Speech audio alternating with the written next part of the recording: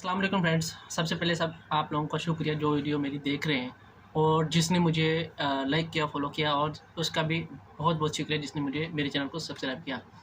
تو میں آپ لوگوں کو یہ بتانے جا رہا ہوں کہ میں یوٹیوب پہ ایک کورس سٹارٹ کرنے جا رہا ہوں، تبھی میں نے یہ ویڈیو اپلوڈ کی فیس بک پہ۔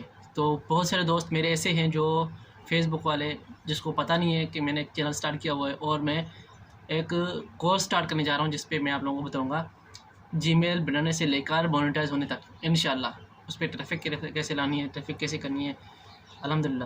تو کچھ دوست میرے ایسے بھی ہیں جو مجھے بیڈ کمنٹ کریں گے انشاءاللہ، اور ان سے اچھی کی امید رکھتا ہوں اور اچھے فالوور کی ضرورت انشاءاللہ امید کرتا ہوں آپ لوگ آئیں گے انشاءاللہ اور کچھ نہ کچھ سیکھیں گے۔ میں بھی خود بھی سیکھ رہا ہوں الحمدللہ، اور سیکھنا بھی چاہیے یار۔